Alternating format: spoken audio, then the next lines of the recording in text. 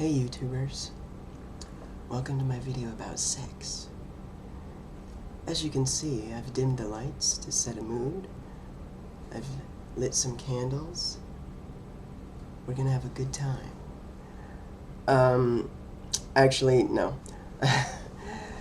This isn't that kind of video about sex. Hopefully it'll be informative, maybe a little bit entertaining. And, you'll notice the screen just brightened up. I'm going to read off of something I typed up beforehand because there's a lot to get through and I don't want to forget anything. So this is the first time I'm going to read from the video. Usually I just shoot from the hip. By far, the question I most often get asked regarding my disability is, can you have sex? Simple answer is yes. However, it's not really that simple. My injury level is T6-8, but it's incomplete. This causes a lot of problems when trying to classify things that I can or cannot do. When dealing with incomplete spinal cord injuries, or SCIs, no two cases are the same. There are basically 3 different things that can happen when it comes to male SCI patients' ability to have sex. Some can get erections and ejaculate. Some can get erections but can't ejaculate. Others cannot get erections at all. Again, without the help of outside means, Viagra or what have you. This is all depending on where the injury is, if it's complete or incomplete, and if it's incomplete, the degree of incompleteness, I guess. There's actually a 4th thing that can happen, but it's more of a side note than a distinct difference. Some paraplegics that can ejaculate experience what's known as retrograde ejaculation. This means that the semen goes into the bladder instead of out the penis.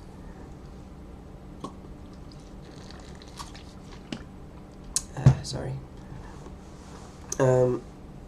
Because of the incomplete nature of my injury, my doctors over the years haven't really told me much, since it varies from person to person, as I mentioned, and there isn't a definitive answer for any particular question. As a result, I've had to learn a lot about my injury on my own. If you'll indulge me for a moment on a short tangent about what I just mentioned, I'll give you an example. Shortly after the accident that I was injured in happened, my mom was taught how to cath me for when I had to urinate. At the time, doctors assumed that I would have to use this method in order to pee. However, it turned out that I didn't have to do it that way. Other people that have the same level injury and are also incomplete may have to do it that way. They may not have to do it that way, or they may have to do it a completely different way that I'm not even aware of.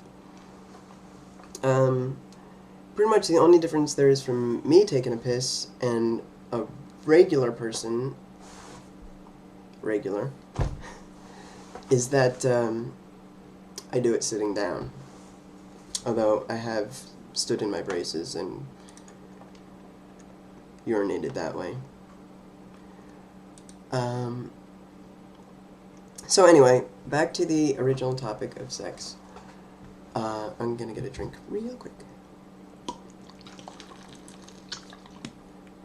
I mentioned at the beginning about the 4 options. So for me, it's number 2. I can get an erection on my own, without the help of a pump or Viagra, Cialis, Levitra, whatever you may have. But I've never ejaculated.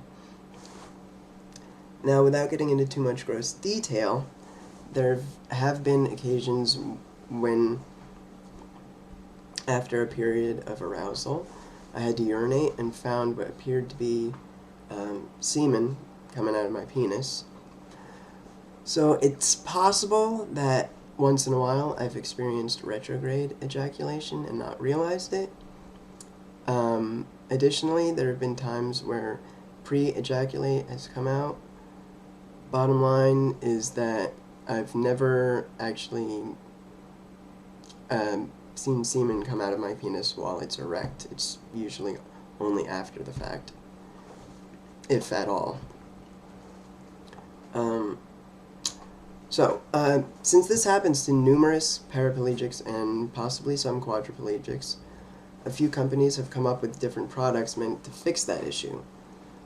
Some men are able to ejaculate with the help of a vibrator by placing it on the head of the penis. One particular vibrator specifically designed for paraplegics is made by Ferticare. Now we get into an interesting issue. For some spinal cord injury patients, having an orgasm and ejaculating can be dangerous. People with lesions above the T6 level may experience AD, which is short for autonomic dysreflexia, as a result of having an orgasm, depending on some circumstances. Autonomic dysreflexia symptoms can include stuffy nose, headache, sweating, goosebumps, elevated blood pressure for a short period of time, and a kind of just general feeling of uneasiness. Now, while those things don't sound too bad, in severe cases it can lead to stroke or even death. Very, very, very rare though. AD is usually triggered by painful sensations, but it can also be brought on from pleasurable ones as well. Again, the latter is much more rare. Okay, so I'm gonna get another drink real quick.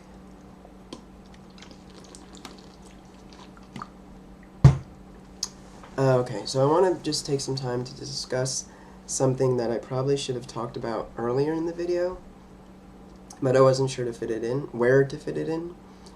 For the most part, the general public views paraplegics and quadriplegics as non-sexual beings.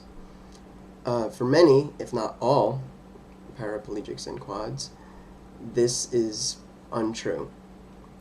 I know that I enjoy not only sex, but also the emotional closeness that comes from having a romantic partner and intimacy with them. That's actually the best part of sex for me. You don't have to take my word for it, though. In doing a little bit of research before this video, I found a study published in the medical journal called Spinal Cord in 2006. In that study, paraplegics ranked regaining sexual function higher than regaining the ability to walk. So, something to think about. Okay, well, I've talked about way more than I had originally intended to in this video, but hopefully you guys have enjoyed it, and possibly even learned from it. Just a little disclaimer, my apologies if there's any incorrect information in this video. I did do research, but a lot of this is based on my own personal experience, so it's definitely going to vary for different people.